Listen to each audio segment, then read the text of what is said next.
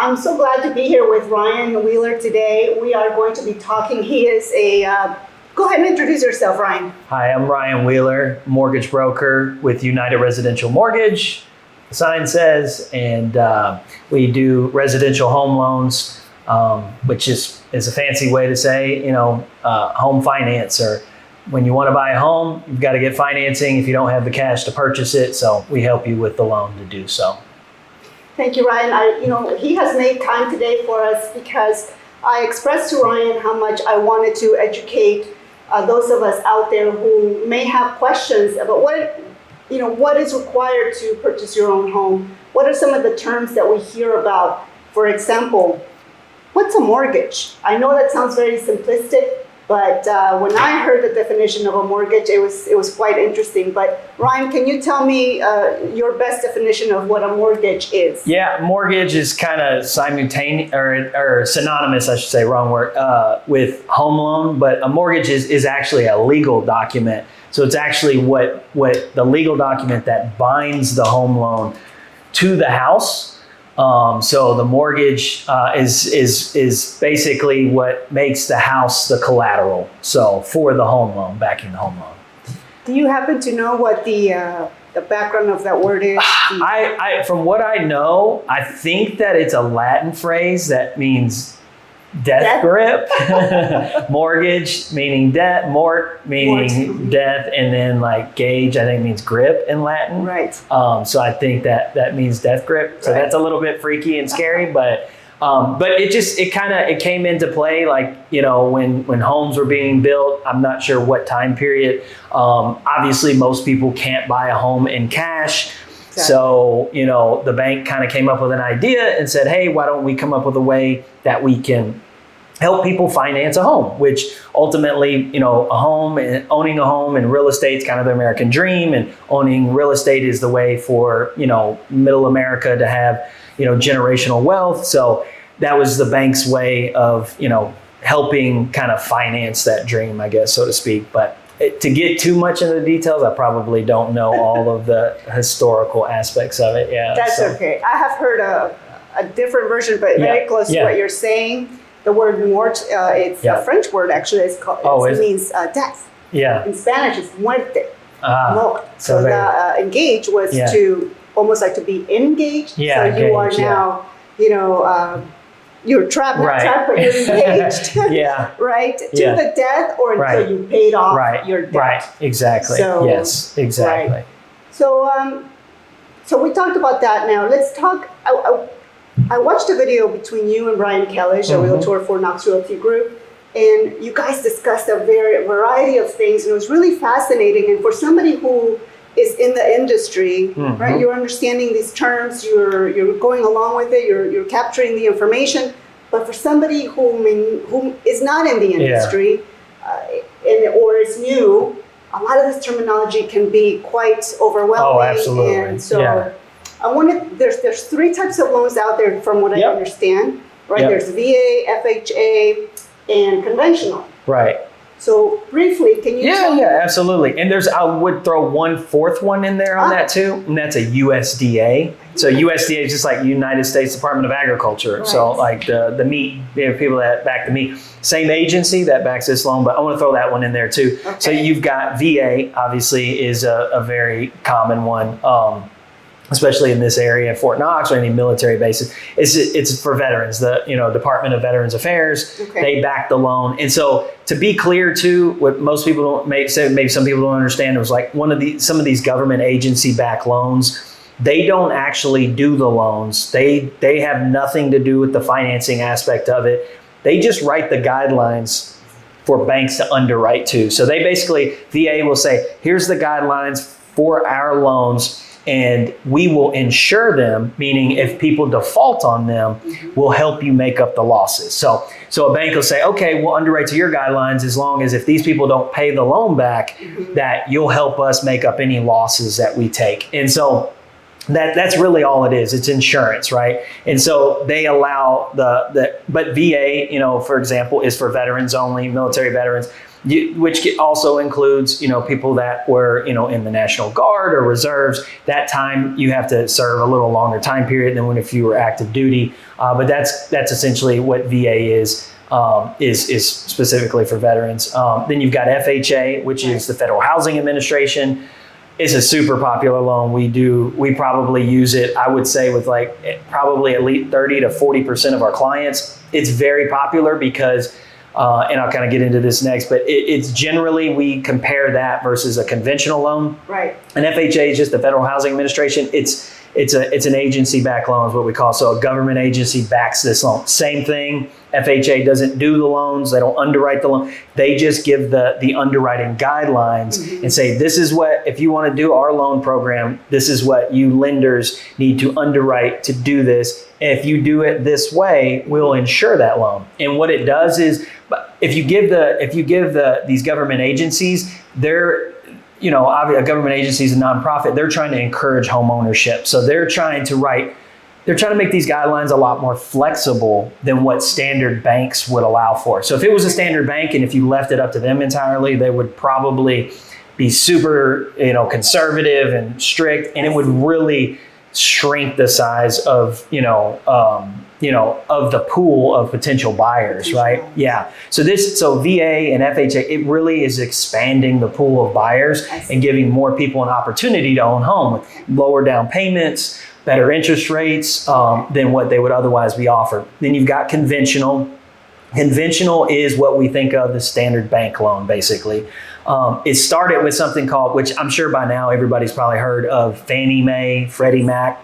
So these were organizations that they're not government, or they weren't originally government, or they were like what we call quasi-government organizations, right? So they were established by the government, but intended to operate as like a private company. And they created two of them. So for the idea of competition, right? So they said, hey, we'll create two quasi-government entities and we'll have them compete against each other to come up with better ideas, better underwriting guidelines, but also their guidelines generally are going to be a little more conservative than what FHA and VA are going to be. So, so generally those are kind of geared for people with much higher credit scores or larger down payments, where FHA and VA are going to be, and FHA is great for people with high credit scores as well. But you can have you don't have to have as high of a credit score, So in some scenarios, we'll weigh those options, just see what the best option is for the client. But it's providing multiple, options for clients to be able to,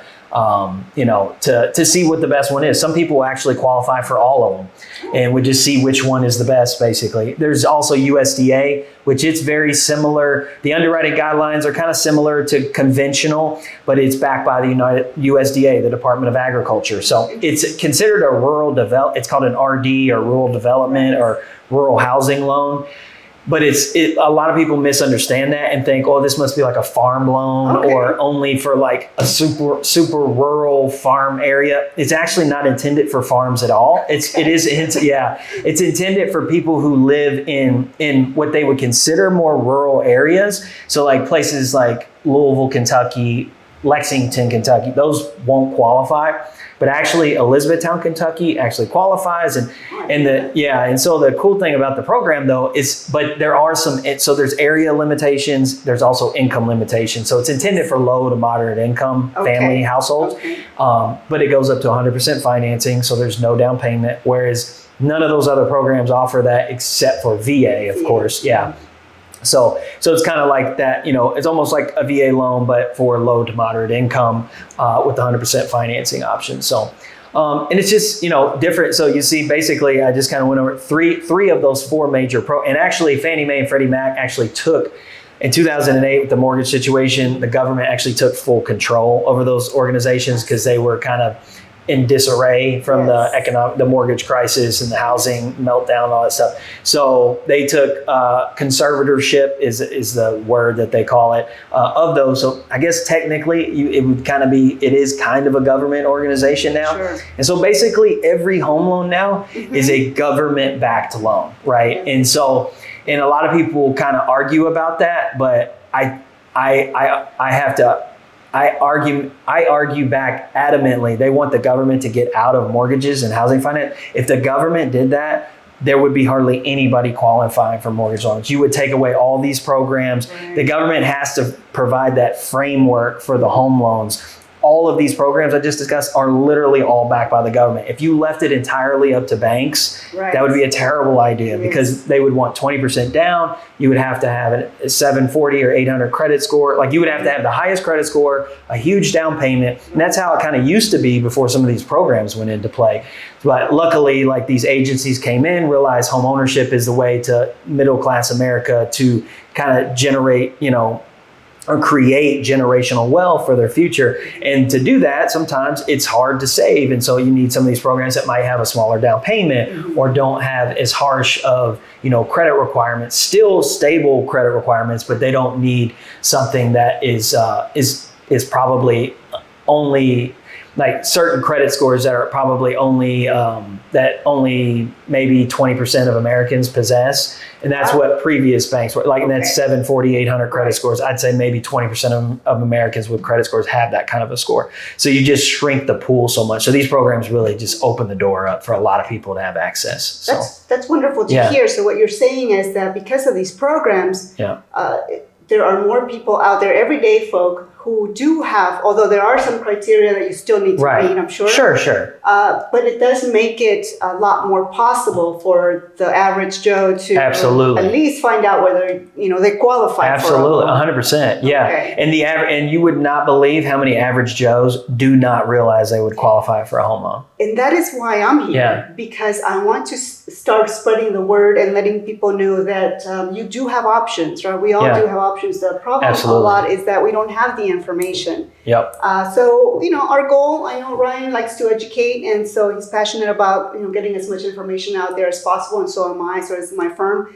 And that's why we're here. We're talking about the very basic things. Yep. So let's talk about interest rates, Ryan. Yes. What does that mean? What is an interest rate? Yeah, so an interest rate is the rate, the technical is just the rate of interest that you pay on the money that you've borrowed, right? Okay. So, and ultimately that rate as well, the math behind it is that rate plus with the amount, the term, which is the amount of years for the loan, with the amount that you borrow is what determines your monthly payment. So so kind of like an auto loan. Most people, I think that's the best way to look at it. Most people are familiar with a car loan. So to simplify things a little bit further, in other words, the interest rate is the amount of money I'm paying for being able to borrow. Correct. Would that be fair to say? Absolutely. Okay. Yes. The cost of the money. The cost of the money that I'm borrowing. Exactly. And it's expressed over the life of the loan. Mm-hmm. Whereas like we think about credit cards like that with a credit card, that interest rate that you're paying, that the amount can vary, the rate can change. Mm-hmm. With most home loans, there are loans that have adjustable interest rates that change, but for the most part, the rates are fixed. And so they have a fixed amount of time where you're going to pay this loan off. All the interest that you're paying is already built into your payment, and that's set up to be paid over an amount of time. But interest, that's one thing about interest rates though. One thing about real estate for the most part, besides some anomalies, that is for sure is real estate always goes up. One thing about interest rates are they always go up and down. You know what I mean? Right, so like those things are certain. Real estate, home prices will continually on a graph go up. Mortgage rates go up and down. If you buy a house at a high interest rate and then a year, 2 years, 3 years, 5 years, 10 years later, the rates go lower, you can refinance to a lower interest rate and a lower payment. So the cost of the house is less. Okay. Yeah. So let's put this in a perspective that, let's say I'm talking to my son and he asks me to borrow, I'm the bank, and he asks me to borrow $100 and I charge him 10%. Mm-hmm. So when it's time for him to pay me back those $100 plus the interest, how much would he be paying me back? $110. So then I made $10 for $100 that I've loaned out. Right. Correct? Exactly. All right. So that's kind of how the mortgage absolutely. works. Yeah, absolutely. Yeah. Interest. Okay. Yep. Now let me see if we can address this roadblock that a lot of people have thought of, created, or probably have been misinformed. And they say, well, if I have to pay, let's just say $150 worth of interest for a house that only cost, I'm just shooting a figure out there, $350. Right. that means I'm going to be paying in total $450 for a house that was only worth $350. Right. Because you're paying that interest. Right. Correct. What would be your response to that roadblock? Yeah, I think number one, the easy response to that is pay a little bit extra to pay the loan off faster, right? That's the easy thing to do. I realize not everybody might be in a financial situation to do that. That may not be reasonable. Like the payment is the payment and that's all they've budgeted for. So if that is the case, then what they have to look at is something called appreciation. You know, what is that home? What is the future value of that home?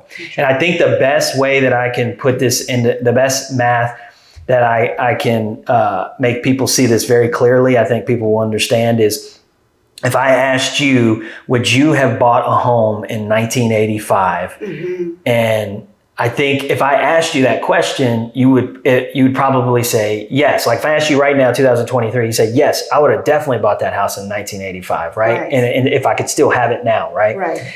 And why would you answer that? Why would you say yes? Because I would know that now that house or property would be worth a lot exponentially more. Yeah, and I looked at some numbers on this recently. In 1985, for example, an $80,000 house would be worth at least $400,000 now.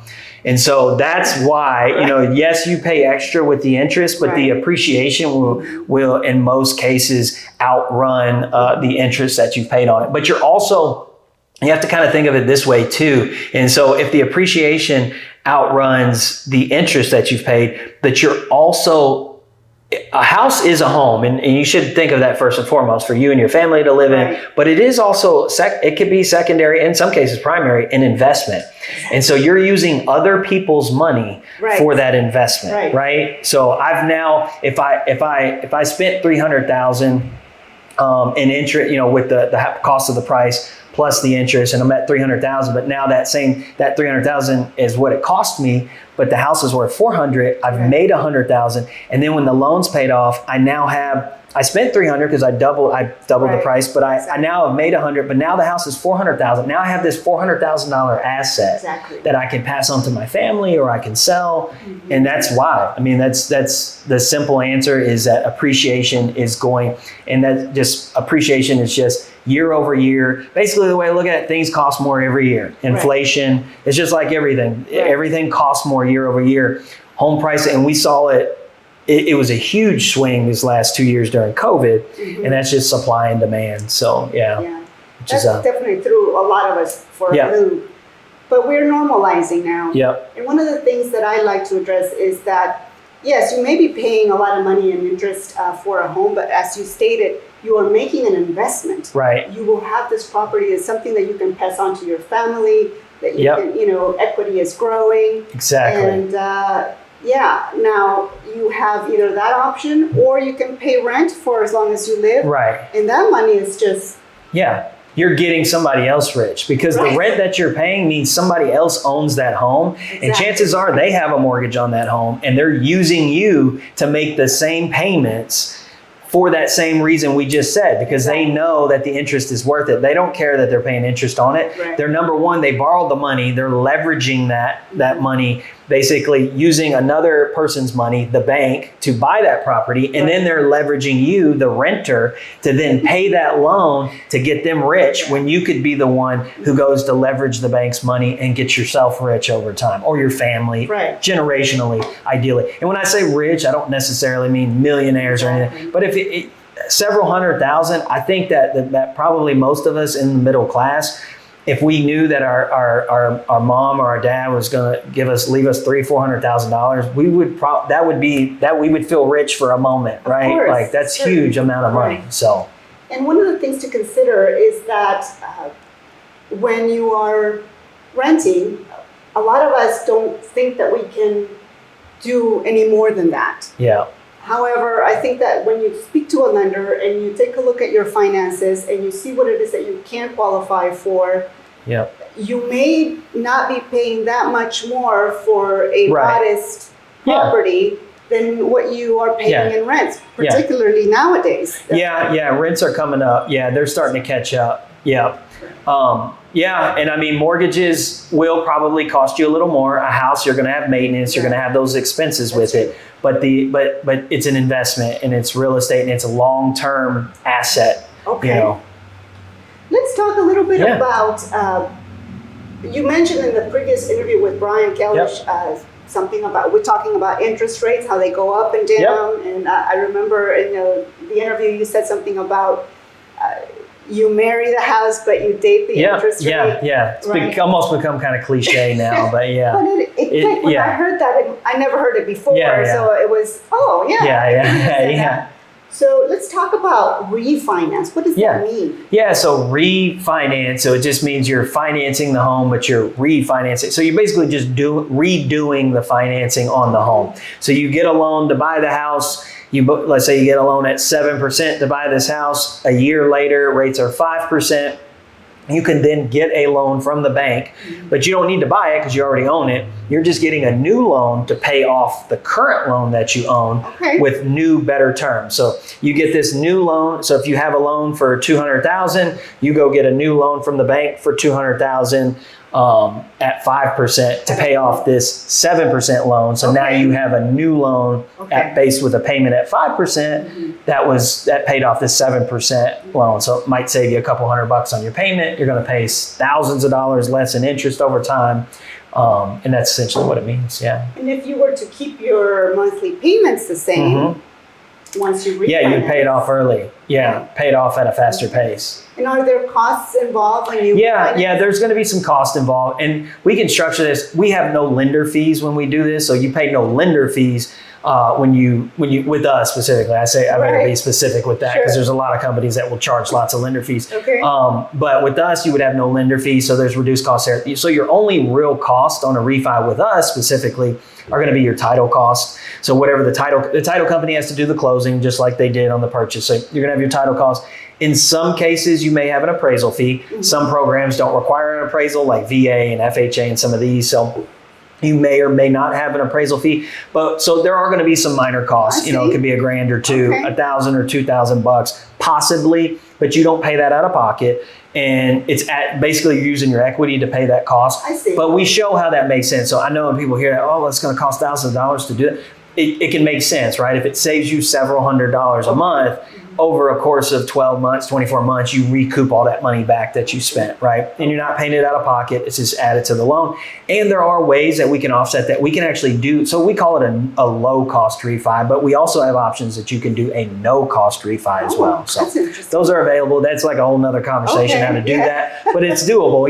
If you qualified for a 5% interest rate, maybe at 5.5%, we could give you a lender credit, pay off your costs, pay all your closing costs for your refinance. Well, that 5.5 may be better than the 7% that you got 2 years ago. So you still have a lower rate, lower payment, but then we also give you a lender credit to also pay all your costs. That sounds like a winner. Yeah, exactly.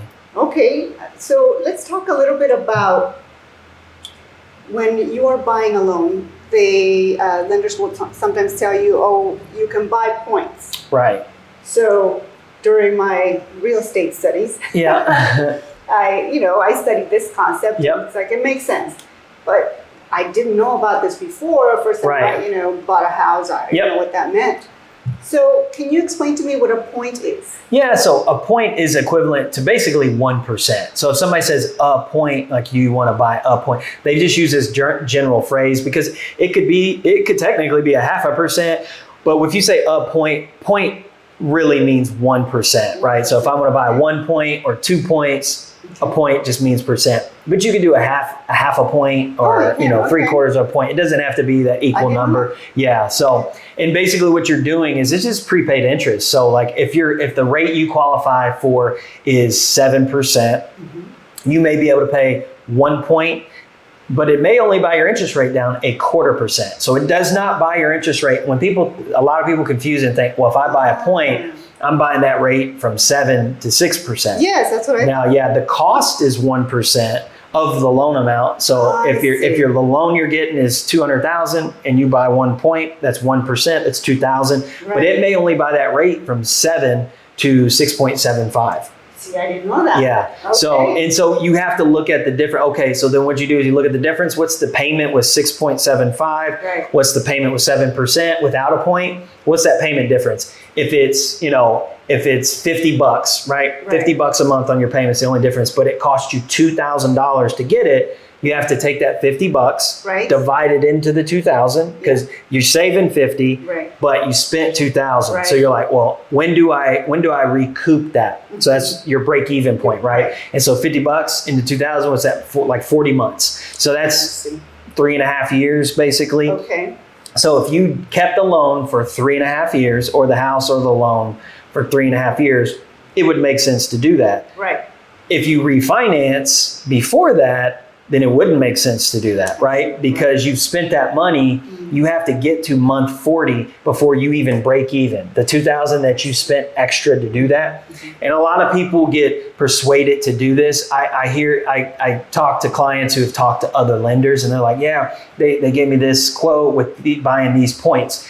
And my thing is it's situational and it may not always make sense. And it's like, if we know, like based on technical data, if we know rates are going to be lower in the near future, the next 12 to 20, if we know rates will be 1 to 2% lower in the next 12 to 24 months, but your break even point is 40 months, does it make sense to spend the extra money? You'll never see your break even. So in 12 to 18 months, we refinance you into a lower rate, lower payment. You could avoid spending that money. That's going to cost you less to do that with the refi and the interest that you spend over that 12 months versus spending thousands of dollars to buy the points down. Okay.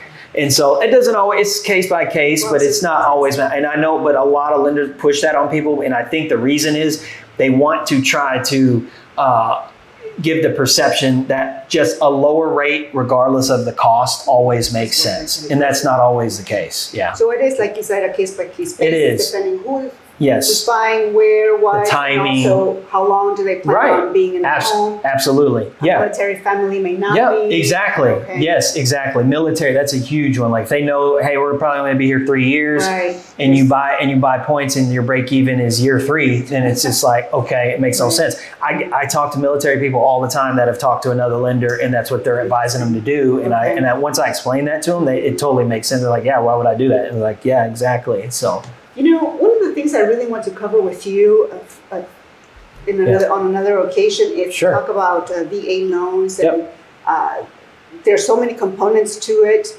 There's a misconception out there that they're free. That depends on how you look at it, right? Yeah. But I want another time talk more about that and break it down. We'll do a video on just I think that's a good idea. Yes. Yeah. So, but yes, I love what you're saying so far. I didn't know the point thing. I thought that it was like a whole percent. I know. Most people do. It's a very common. See, now I know something new. Yeah. And then you talked about the break-even point. That was a question I was going to ask you as well, so I appreciate that. Tell me, what are closing costs? Yeah, closing costs are basically the cost. There's a lot of people involved in a real estate transaction, right? You've got the lender, and then the lender has all these people we have to engage in the process. But then you've also got a title company. They're the ones who pull the title, like the ownership, all the legal information about the home, who's owned it, what kind of loans are attached to it, and the chain of ownership, all that stuff. So all that we've got to engage that title company. That's going to cost them money. They've got multiple employees that are also doing a lot of work. They're running around getting the information, putting this title report. So there's cost involved to that. So they prepare the final closing paperwork. Same on the lending side. So with the lending side, we've got other things that we have. And so there's other parties that we engage, an appraiser, home inspector, which we don't really, that's going to be more of a real estate agent. We'll engage them in that process. So you've got the home inspection, and that those aren't always necessarily part of what people think of as closing costs on a loan, but it is still cost to close a transaction, right? So, so it's just, there's multiple parties and reports and things that have to be done in order. So there's just so many moving parts. So all these people got to get paid for the services they perform.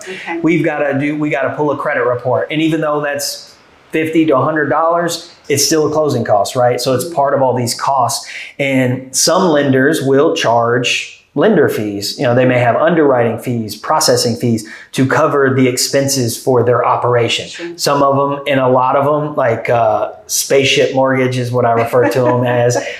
They've got a big, huge marketing budget. They do a lot of advertising. They got to pay for that too. So when you get their closing costs, you're going to see they're about $2,000 more when you go through them directly than if you go through another lender. And some other lenders have those kind of same costs, even though they've got expenses they got to pay. There's some lenders, mortgage brokerages, like we're a brokerage. We have multiple wholesale lenders. We're a small, independently owned operation. We don't have a lot of overhead, a lot of expenses, advertising budget. We rely on referrals, so we don't have to advertise. And so this keeps our costs low. So we can get by without charging the consumer any loans. And so they say, how do you make money? We actually get paid by the wholesale lenders that we do the loans for. So they're going to make interest over time. That's what a loan is. It's an asset, right? Or it's an investment. And so we get paid from them. We don't have to charge the consumer. So, but ultimately closing costs are all the costs that it takes to be able to close on this transaction. And sometimes the buyer has to pay it, or you can negotiate the seller to pay it. So I like that you're answering my questions before I even ask them.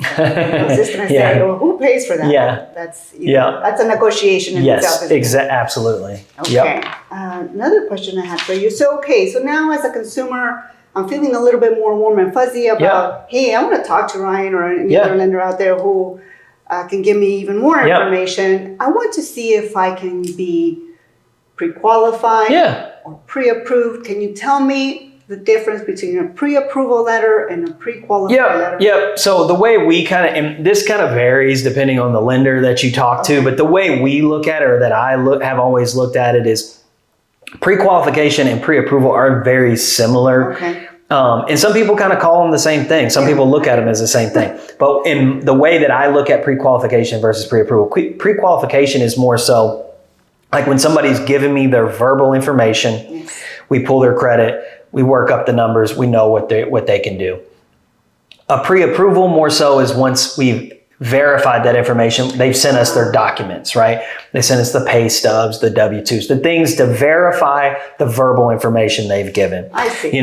So, and the reason I say that they can be very similar is because if somebody has a standard situation with a salary, and these things, they don't vary much, right? Hey, my income is this. Like the document's not going to say anything different. Like if they're real standard, then it's like, okay, the document just becomes a formality, right? And it is most of the time, right? But that's kind of how we differentiate pre-qualification from pre-approval. Is both of them involve getting their credit pulled. It's just one of them is using the verbal information to say, hey, you're good to go for a loan. The other one is taking that verbal information and then validating it. Yeah, validating it with the income, with the documents to back up their income, the money they said they have in the bank, in those things. And sometimes that matter, most cases we don't see a variance in that. There are the rare exceptions where somebody says, I got X amount of dollars in the bank. And, and if somebody doesn't, there are people, believe it or not, that don't really know what their income is, which seems kind of strange, but, they don't know, they forget what their hourly rate is or what they make annually. And if they don't know that, then we need to get the documents so I can figure that out for them, so. That happened to me a little bit when we bought a house here. I knew that I had certain money in savings or an IRA. But you just weren't. And investment accounts are different because you're not checking that all the time, right. Or you're not supposed to because it might freak you out if it goes up and down. I was very disappointed to see the real number. I'm like, But the income number is, you should kind of have an idea like what you make hourly or, have an idea what you gross income. And these are things that you probably need to know when you call a lender is like, you need to know what you make. You don't have to be exact. And that's why I tell people it is good if you can be exact, great. But if you can get a ballpark, just kind of have an idea what your W-2, which is your gross income, have an idea, because that's what they're going to use to qualify for a loan is your gross, not your net. So a lot of people think it's your after tax income. It's actually your gross income, believe it or not. But just know what you make. Have a rough idea of what you have in the bank and those things. That's helpful when you make that call. Okay, so, I like that. Thank you. All right, so you answered that question too. So let's see. We talked about this a lot, but can you give me a brief, synopsis of what the benefits are in being a homeowner. Yeah, I mean, I think they're endless, quite honestly. I mean, number one, and I know some people think, well, the idea of, the American dream is exaggerated, but it's funny. And I wonder though, sometimes I think about those people that say that, and I can't help but get cynical and wonder if the people saying that are like some people at the top that want everybody to be renters or something. Like there's some conspiracy to make people renters, and they're passing that information along. Because if we look at the data, it tells us that almost everybody in the middle class, almost all of their wealth has been accumulated through real estate, right?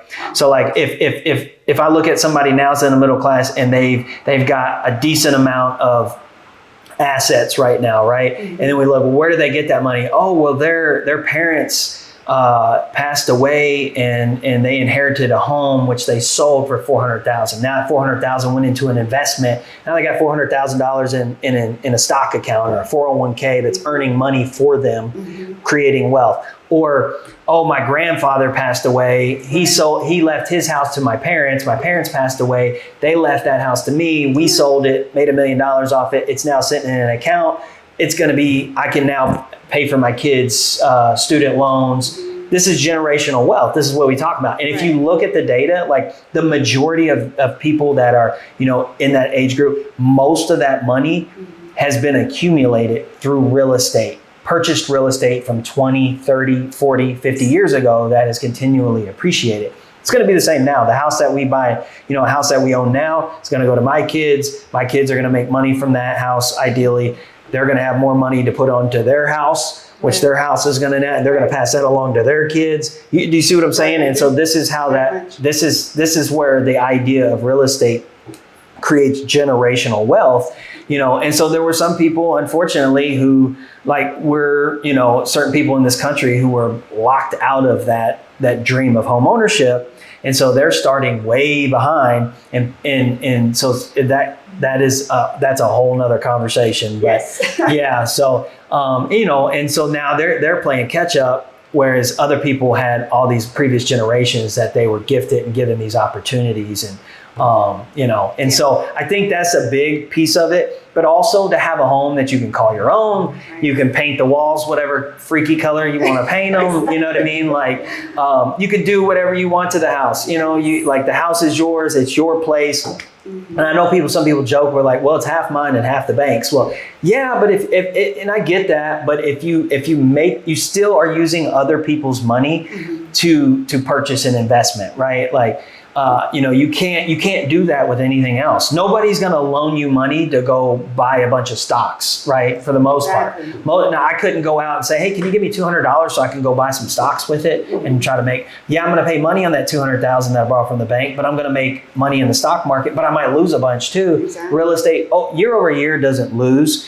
You can look, there's been, I think going back to the 1940s, there's been two times that I think real estate has went down. That was 2008.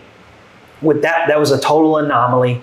So we ran out of battery also, but we caught it super early. So we were wrapping up. Yeah. So I have 2 more questions for you. Sure, yeah. Why do you do what you do?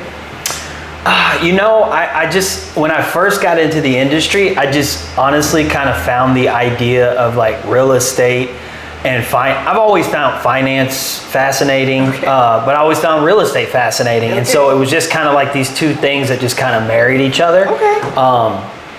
My dad did not own a home until he was military. He moved around. We moved around a little bit, but then he had some, it kind of a similar story where I hear a lot of vets, they don't feel comfortable with the process necessarily.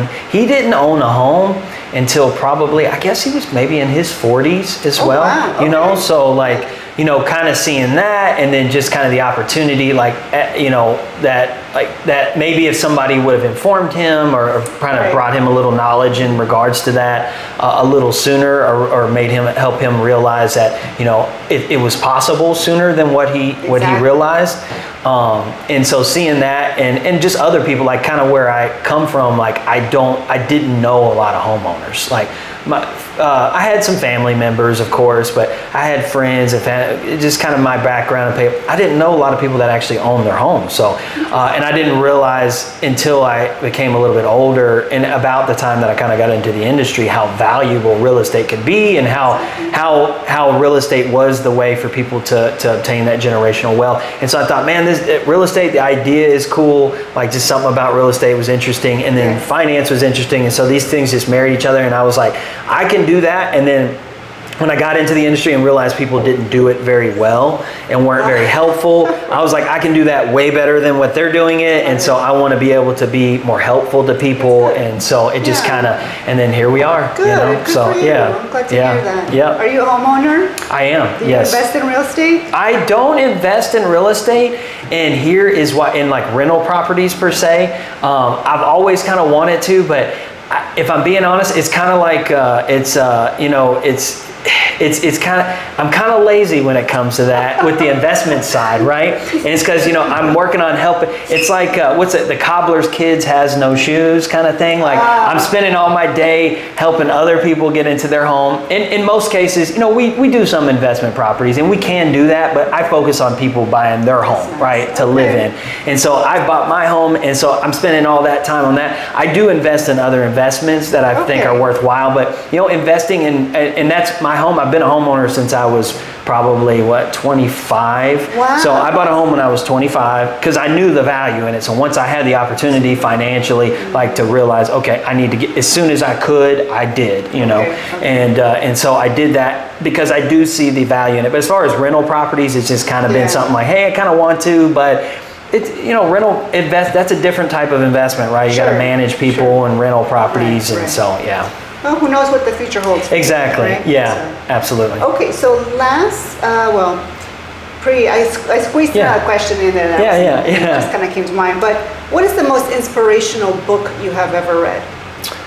Inspirational book? Or something that propelled your entrepreneurship spirit? Or resource.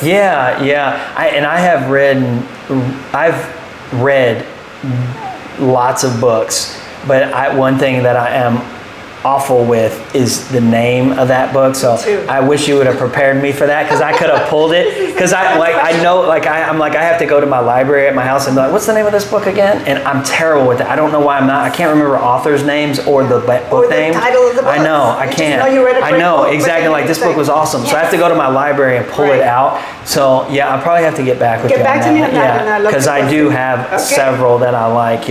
Also nowadays with audiobooks too, right? Yes. You're listening to so many of them. I do listen to those a lot too. You lose track of what you're I do. listening to. Yep, absolutely. And I read a lot of nonfiction that are honestly kind of unbusiness related sometimes, just about random nonfiction things like in history or whatever. Right. So just to kind of get away from your day to day, you know. Brian was reading Dune. Yeah. And he found so many inspirational quotes within that literature. He says, this is amazing. I know. So it doesn't have to be a self-help or a business exactly. book, right? It can be exactly. Absolutely. Okay, so if people wanted to find out more about you, Ryan, where could they find you? They could just call me, or they can go to our website, of course. Okay. I do have, if they go to schedulewithryan.com, it'll actually pull a calendar up. Mm-hmm. They can go to schedule a call time. It gets right on my calendar, and I'll be able to make that call. Right. Or they could just call me. I don't know if we'll put our number and stuff in this information. Down here somewhere. Yep, exactly, down below, up, left, right. But email me, call me, text me, or schedule a call with me. Yeah. Wonderful. Thank you guys so absolutely. much for Thank you. I appreciate it. Yeah, it's been awesome. Yeah. Thank you guys. Thank you. All right. See you. Bye.